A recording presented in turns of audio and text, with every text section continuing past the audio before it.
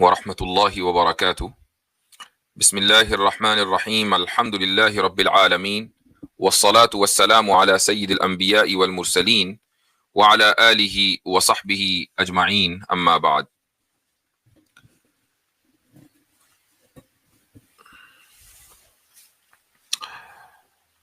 آج کا یہ اجتماع اتوار کے بجائے سیٹرڈے سنیچر کو ہو رہا ہے، اور میں نے ایک مرتبہ پہلے بھی کہا تھا کہ میں کوشش کروں گا زیادہ سے زیادہ سیٹرڈے کو اسٹریم ہو سنڈے کے بجائے۔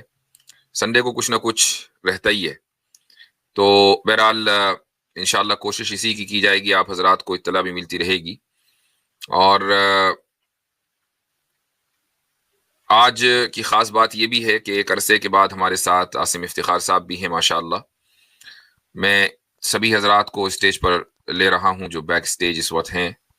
السلام علیکم ورحمۃ اللہ وبرکاتہ، کیا حال چال ہے؟ السلام ورحمۃ اللہ، الحمدللہ۔ آپ کیسے ہیں؟ موسم کیسا ہو رہا ہے وہاں؟ یہاں سردی ہے، یہاں کچھ دن پہلے تک تو یہ تھا، کوئی تقریباً 5 دن پہلے کہ اے سی ویسی چل رہا تھا، پھر سرد لہرائی تو ہیٹنگ چلنے لگی، تو یہاں کے موسم کا کچھ پتہ نہیں ہے۔ جس طریقے سے منافق کے نفاق کا پتہ نہیں چلتا ہے، تو شکاگو کے موسم کا بھی پتہ نہیں چلتا ہے، ایسا ہی ہے۔ تو جی ہاں، چلے ماشاءاللہ۔ ایک چیز جو ہمارے بہت سے ناظرین کے علم میں ہوگی بھی، وہ یہ کہ عاصم افتخار صاحب نے ایک ادارہ شروع کیا ہے، اور ماشاءاللہ باقاعدہ طور پر وہ تعلیم کا وہاں آغاز ہو گیا ہے، مرکز الامام الغزالی۔ اور اس مرکز میں علماء کو جو جن موضوعات پر ہم عام طور سے گفتگو کرتے ہیں، الحاد کا موضوع ہے، ارتداد کا، اور اسی طریقے سے مطالعہ مذاہب وغیرہ، اس طرح کے جو موضوعات ہیں ان پر باقاعدہ عاصم صاحب طلباء کو نہیں بلکہ فضلاء مدارس کو، تقریباً غالباً 10-12 کے قریب ہیں، ان کو ٹرین کر رہے ہیں۔ یہ شروع ہوئے غالباً ابھی ہفتہ 10 دن ہی ہوئے ہیں، تو آپ حضرات دعا کریں عاصم بھائی اور ان کے کام کے لیے، ماشاءاللہ وہ ایک ڈیڈیکیشن کے ساتھ یہ کام کر رہے ہیں، اور میں سمجھتا ہوں کہ آگے چل کر ضرورت تو اس کام کی ابھی سب کو ہے، اور اس کا احساس بھی ہے۔ آگے چل کر یہ بھی ہوگا کہ عاصم بھائی کو قرآن اندازی کرنی پڑے گی کہ کس کو رکھیں اور کس کو نہ رکھیں، ایسا ہونے والا ہے۔ تو میرے خیال سے اس کلپ کو محفوظ رکھ لینا چاہیے انشاءاللہ، بشرطے کہ عاصم افتخار صاحب خود ڈیڈیکیشن کے ساتھ یہ کام کرتے رہیں انشاءاللہ۔ اچھا جی، ہمارے ساتھ ہمارے آج کے پروگرام کے ناظم توحید صاحب بھی ہیں، آپ کا بھی استقبال ہے۔ السلام علیکم ورحمۃ اللہ وبرکاتہ۔ آپ کو بھی، عاصم بھائی کو اور تمام سننے والے ناظرین کو پیار بھرا سلام۔ ماشاءاللہ حضرت، آج تو اوپننگ زبردست ہو گئی ماشاءاللہ، الحمدللہ۔ تو ہمارے پاس اعلان کرنے کو وہی اعلان ہے جو ہم ہر ہفتے کرتے ہیں، اور وہ یہ کہ ہم ابتدا میں کوشش کریں گے کہ غیر مسلم بھائیوں کو موقع دیں اور ان کے ساتھ گفتگو ہو۔ اچھا، پھر غیر مسلموں میں بھی کوشش یہ کی جائے کہ جن حضرات سے ہماری گفتگو ہوتی رہتی ہے ان سے ہم بالکل آخر میں نمٹیں، یعنی ان کے ساتھ بات ہماری آخر میں ہو، ورنہ ہوتا یہ ہے کہ اگر کسی شخص سے کئی مرتبہ گفتگو ہو گئی اور اسی میں 20 منٹ اور آدھا گھنٹہ لگ گیا اور لے دے کہ ہم 2-2.5 گھنٹے ہی کے لیے آئے ہیں، تو یہ دوسروں کے ساتھ حق تلفی ہوگی، خصوصاً وہ جو پہلی مرتبہ ہماری اسٹریم میں جڑ رہے ہیں، تو ان کو پھر بہت زیادہ ویٹ کرنا پڑتا ہے اور ان کی بات نہیں آ پاتی ہے۔ اور جو ہمارے مسلم احباب ہیں ان سے گزارش ہوگی کہ وہ پروگرام کے آخر میں آئیں۔ توحید صاحب اعلان بھی کر دیں گے کہ بھائی اب مسلمان جڑ سکتے ہیں۔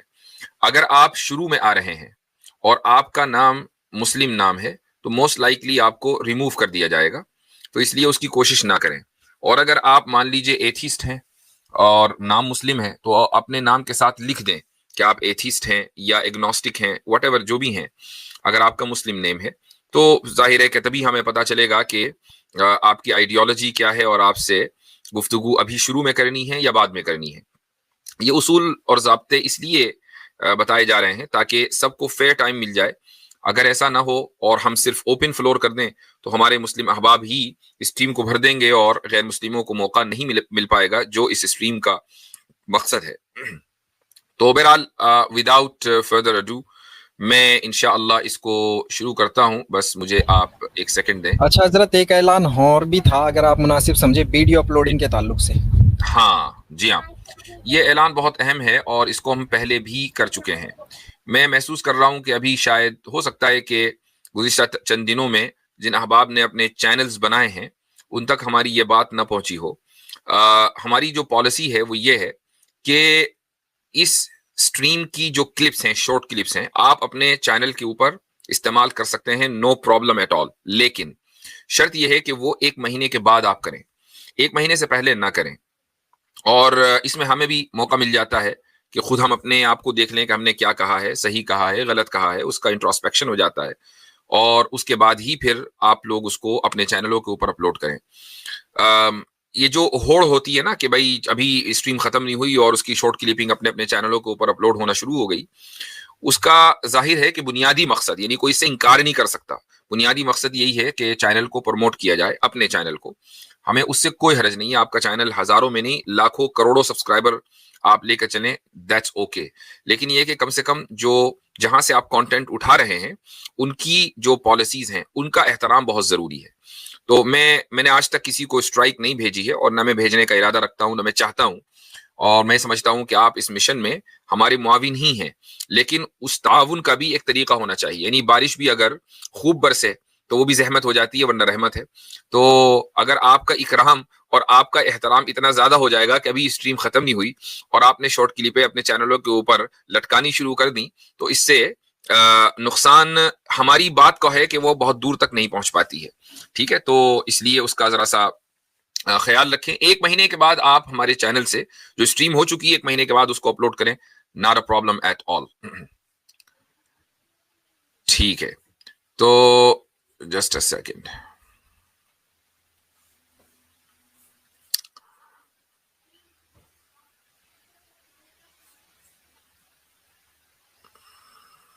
اچھا جی, تو میں لنک سب سے پہلے تو پن کر دیتا ہوں, اور یہ رہا. فیس بک کے جو احباب ہیں وہاں پن کی سہولت نہیں ہے, تو اس کا طریقہ یہ ہے کہ آپ یوٹیوب پر آئیں اور یوٹیوب کے چیٹ میں یہ لنک پنڈ ملے گا اور آپ وہاں سے آ سکتے ہیں. لیکن فی الحال کے طور پر آپ کو فیس بک پر بھی انشاءاللہ لنک مل جائے گا. کچھ دیر کے لیے آپ اوپر جائیں گے چیٹ میں تو آپ کو مل جائے گا. اچھا, مسلم بھائی خود ہی ریموو ہو جائیں. دھروب راٹھی نام سے آپ آئے ہیں اور مسلم ہیں. نام ہے ریحان وسیم. اچھا, تو اس سے کیا فائدہ بھائی؟ نام بھی ایسا رکھو نا. اب اگر آپ منگل پانڈے وانڈے رکھتے تو شاید ہم لے لیتے. آپ نے بھی نام رکھا دھروب راٹھی. چلے احمد صاحب, اگر آپ مسلم ہیں تو پورا نیم لکھیں, اگر نان مسلم ہے تو بھی پورا نیم لکھیں. ہمیں پتہ نہیں لگ رہا آپ کیا ہیں. 1 منٹ ہے, میں ادھر آگے چل رہا ہوں. The vision. جی بھائی. السلام علیکم. السلام. مسلمان ہے نا سر؟ میں نے غلطی سے جوائن کر لیا, مجھے آپ نکال دیجیے. بعد میں آ جائیے گا. ٹھیک ہے.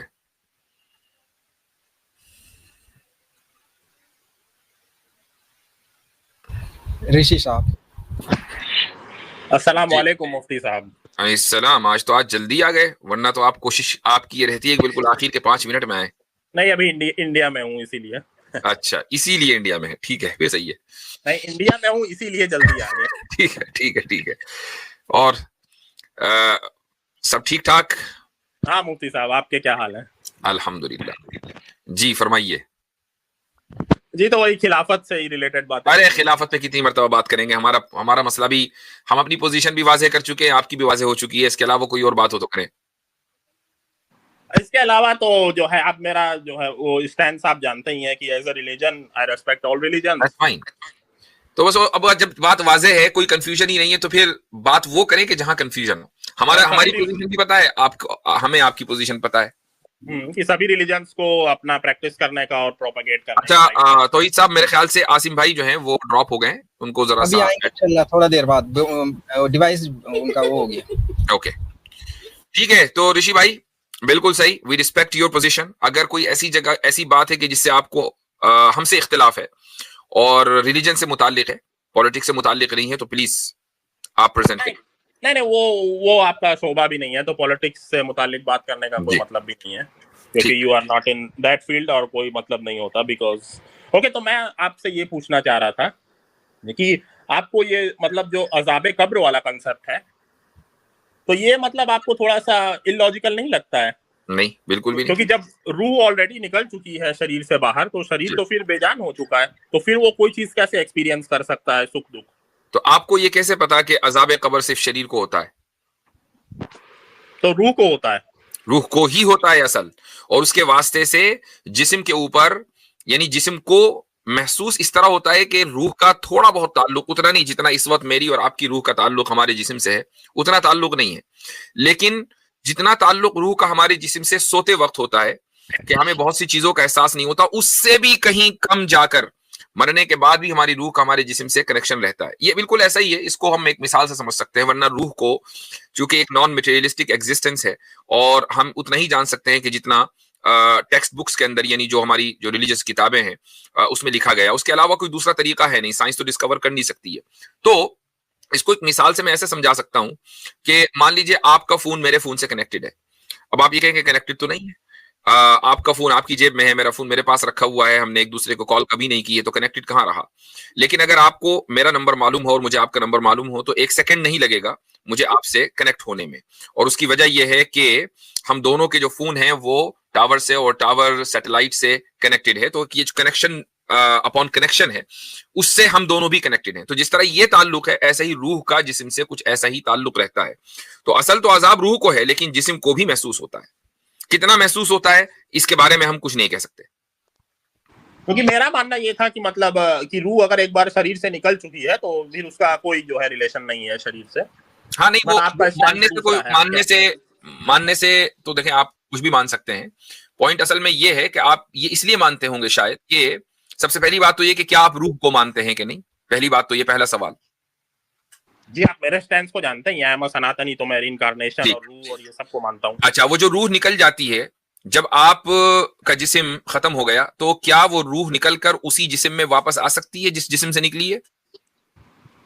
ऐसा बोलते हैं कि हाँ, कभी कभी कोई जिंदा हो जाता है मरने के 5 मिनट बाद, 10 आमतौर से नहीं, 5 मिनट नहीं. मान लीजिए रूह को वापस आना है, जो रूल है सनातन का, वो क्या है? वो उसी जिस्म में वापस आएगी या किसी दूसरे जिस्म में? नहीं, दूसरे जिस्म में.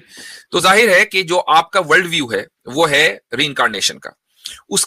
उसकी वजह यही है कि आपके यहाँ उस रूह का जिस्म से जिससे वो निकली है ताल्लुक खत्म होना जरूरी है, तभी तो वो दूसरे जिस्म में जाएगी. और जो दूसरे जिस्म में जाएगी तभी रीइंकार्नेशन होगा. अगर वो दूसरे जिस्म में जाएगी नहीं तो रीइंकार्नेशन कैसे होगा? हमारा जो वर्ल्ड व्यू है वो रीइंकार्नेशन का नहीं है. हम लाइफ आफ्टर डेथ के कायल जरूर हैं, लेकिन आपकी तरह नहीं. आप भी लाइफ आफ्टर डेथ के कायल हैं, लेकिन इसी दुनिया में. हम कायल हैं अगली दुनिया में. इतना फर्क है. और हम ये कहते हैं कि खुदा जिसने पहली मर्तबा रूह को जिस्म दिया है, उसी रूह को वो उसी जिस्म में लौटाएगा, लेकिन एक अरसे के बाद लौटाएगा, और उस ताल्लुक को उस जिस्म के साथ बरकरार रखेगा, चाहे वो ताल्लुक इतना हल्का हो कि जिसको मैं और आप महसूस ना कर सकें. ये हमारा कॉन्सेप्ट है. अच्छा मुफ्ती साहब, मैंने एक हदीस पढ़ी थी इससे रिलेटेड कि मतलब किसी ने पूछा था, शायद उनसे पूछा था, आयशा जी से पूछा था कि कोई यहूदी औरत थी कि अज़ाबे कब्र होता है कि नहीं. तो उन्होंने बोला कि मुझे नहीं पता, मैं मोहम्मद साहब से पूछ के बताऊंगी. तो फिर उन्होंने मोहम्मद साहब से पूछा, तो उन्होंने कहा कि हाँ होता है. और फिर उन्होंने कहा कि उसके बाद से वो हमेशा प्रे करने लगे थे कि मतलब अज़ाबे कब्र से मुक्ति मिले. तो ये हदीस सही है? आप जब तक कि उस हदीस का रेफरेंस नहीं देंगे तो तक तो हमें अंदाजा नहीं हो पाएगा. तो आप उस हदीस का रेफरेंस दें. लेकिन अगर ऐसी हदीस भी है कि रसूल अकरम सल्लल्लाहु अलैहि वसल्लम अज़ाबे कब्र से मुक्ति की प्रेयर करने लगे, तो इसमें कोई ऑब्जेक्शन वाली बात है? नहीं, मतलब उससे पहले नहीं करते थे, पर जब वो यहूदी औरत ने पूछा उसके बाद से वो करने लगे. इसमें भी कोई हरज नहीं है, अगर बशर्ते कि यह हदीस सही है. जब तक कि हमारे सामने वो टेक्स्ट ना आए तो हम कुछ कह नहीं सकते. देखिए, आप सल्लल्लाहु अलैहि वसल्लम के बारे में कुरान करीम ने यह वाज़ेह ऐलान कर दिया है कि आपके अगले पिछली जितनी भी पॉसिबल एरर्स हैं वो सारे के सारे माफ हैं. यानी अभी हुए भी नहीं, लेकिन अगर कोई पॉसिबिलिटी थी भी वो भी माफ है. तो ये तो मुमकिन ही नहीं है कि आप सल्लल्लाहु अलैहि वसल्लम को अज़ाबे कब्र हो या किसी भी तरह की कोई तकलीफ हो. ये मुमकिन नहीं है. जब ये बात तय हो गई तो आप सल्लल्लाहु अलैहि वसल्लम वो प्रेयर क्यों कर रहे थे? آپ صلی اللہ علیہ وسلم ظاہر ہے کہ امت کو سکھانے کے لیے کہ امت کو اس کی تعلیم دی جائے کہ وہ اس طرح کی دعا کرے، چونکہ امت میں ہر طرح کے لوگ ہیں، ان کسی کو عذاب بھی ہو سکتا ہے اور بغیر عذاب کے جنت میں بھی جا سکتا ہے، تو تعلیم کے لیے. تو اس کا مطلب یہ نہیں ہے کہ اس یہودی عورت کے توجہ دلانے سے بہت سی باتیں آپ صلی اللہ علیہ وسلم، جو کہ after all he was a human being, تو جب کوئی واقعہ ہو جاتا تھا تو اس وقت آپ صلی اللہ علیہ وسلم کا ذہن ادھر جاتا تھا، یا لوگوں کی یا آپ کی توجہ ادھر جاتی تھی، اور اس کے بعد آپ صلی اللہ علیہ وسلم اس تعلق سے جو بھی حکم ہوتا تھا وہ دیتے تھے. اور اس کا فائدہ یہ ہے کہ امیجن کریں کہ اگر کوئی سوال نہ کر رہا ہو اور آپ صلی اللہ علیہ وسلم پہلے ہی وہ حکم بیان کر دیں تو لوگ اس کو اتنی اہمیت سے نہیں لیں گے، لیکن اگر وہ سوال کیا جائے اور آپ صلی اللہ علیہ وسلم پھر سوال کے جواب میں وہ حکم بیان کریں تو اب اس کی اہمیت الگ ہوگی. اوکے، اور ایک اور وہ حدیث تھی، مطلب آپ اس کو جسٹیفائی کرنے کی کوشش کرتے ہیں، بٹ آئی تھنک اس کا رسپانس الگ ہونا چاہیے. جیسے وہ مکھی کا پنکھ والی جو حدیث ہے، پچھلی مرتبہ بات ہو گئی ہے، ایک میں شفا ہے ایک میں بیماری ہے جی، تو اس کو ایسے نہیں کہا جا سکتا کہ مطلب محمد صاحب کوئی ڈاکٹر نہیں تھے تو مطلب لائک ان کی صلاح کو کیا اگر کسی چیز میں وائرس ہے تو کیا وہیں سے اینٹی وائرس نہیں نکالا جاتا؟ سانپ کے زہر سے ہی سانپ کے زہر کا علاج نہیں کیا جاتا؟ نہیں، نکالا جا سکتا ہے، بٹ اس کو ایسے رسپونس تو اگر یہ پاسبلٹی ہے کہ جہاں سے وائرس نکل رہا ہے وہیں سے اینٹی وائرس نکالو، یہ پاسبلٹی ہے اور میڈیکل سائنس اسی رخ کے اوپر کام کر رہی ہے، تو کیا اس بات کی پاسبلٹی نہیں ہے کہ کل کو جو بیکٹیریا ہے مکھی کے پنکھ میں وہیں سے اینٹی بیکٹیریا نکالا جائے؟ نہیں، تو ایسے رسپونڈ نہیں کیا جا سکتا کہ ان کو ریلیجن کا نالج تھا بٹ ان کو پورا میڈیکل نالج رہے، ایسا ضروری نہیں ہے. نہیں، یہ کسی نے دعویٰ نہیں کیا کہ وہ ڈاکٹر تھے، کسی نے دعویٰ نہیں کیا. بات یہ ہے کہ جو آپ صلی اللہ علیہ وسلم نے کہا ہے وہ اپنی طرف سے نہیں کہا ہے، وہ اللہ کی طرف سے کہا ہے. اور دنیا کا جتنے بھی، چاہے آج کی میڈیکل سائنس ہو، وہ پرانی میڈیکل سائنس ہو، یا آج سے 1 لاکھ سال کے بعد اگر دنیا باقی رہی اس وقت کی میڈیکل سائنس ہو، خدا تعالیٰ کے علم میں ایک چیز ہے، جو اس کائنات کا بنانے والا ہے اس کے علم میں تو ساری چیزیں ہیں نا، اس کو تو آپ مانیں گے کہ جس نے چیز بنائی، کائنات بنائی ہے، وہ اس کو کائنات کی ایک چیز کا پتہ ہے. اب اگر اس کائنات کی کسی مکھی کے بیماری کے تعلق سے خدا نے آپ صلی اللہ علیہ وسلم کو کوئی نالج شیئر کی ہے اور آپ صلی اللہ علیہ وسلم نے وہ نالج دنیا کے سامنے شیئر کی ہے، تو یہ نہیں کہا جائے گا کہ آپ صلی اللہ علیہ وسلم میڈیکل ڈاکٹر تھے. یہ نالج تو اللہ تعالیٰ کی طرف سے آئی ہے. تو ایون حدیث بھی جو ہے وہ بھی گاڈ کے ورڈز ہیں؟ نہیں، ورڈز نہیں ہے، کانٹینٹ ہے. کانٹینٹ خدا تعالیٰ کی طرف سے رسول اکرم صلی اللہ علیہ وسلم کو دیا گیا اور آپ صلی اللہ علیہ وسلم نے اس کانٹینٹ کو اپنے الفاظ میں پیش کیا ہے. So what you are telling that was he infallible؟ کہ ان سے کوئی غلطی کبھی نہیں ہو سکتی تھی؟ Of course, every prophet is like that. Every prophet is infallible. وہ تو انسان تھے نا. انفیلیبلٹی ایک اسپیشل شیلڈ ہے جو انبیاء کو اور رسولوں کو، میسنجرز کو دی جاتی ہے. انفیلیبل ہونے کا مطلب یہ نہیں ہے کہ اب وہ انسان نہیں ہو سکتے، انسان ہی انفیلیبل ہوتا ہے اور اسی طریقے سے فرشتے انفیلیبل ہوتے ہیں. تو آپ صلی اللہ علیہ وسلم کی انفیلیبلٹی ہمارے ایمان کا جز ہے. میں عام لوگوں کے لیے بتا دوں کہ انفیلیبل کا مطلب ہے معصوم ہونا، یعنی خطا سے، گناہ سے معصوم ہونا. انبیاء کبھی بھی گناہ انہوں نے نہیں کیا. یہ الگ بات ہے کہ گناہ کرنے کی قدرت خدا نے ان کے اندر رکھی ہے، گناہ کرنے کی قدرت رکھی ہے، لیکن وہ گناہ نہیں کرتے تھے، ان کا ذہن ادھر نہیں جاتا تھا. یہ ہے انفیلیبلٹی کا مطلب. اور فرشتوں کی انفیلیبلٹی یہ ہے کہ ان کے اندر گناہ کرنے کی قدرت ہی نہیں رکھی خدا نے. تو لائک مطلب ان کے اندر غصہ نہیں تھا کسی بھی پروفیٹ میں؟ غصہ ہونا گناہ نہیں ہے. نہیں ہے. Okay okay. آپ اگر کسی اچھی، یعنی کسی غلط کام کے اوپر غصہ ہو رہے ہیں تو یہ غصہ ہونا تو ضروری ہے.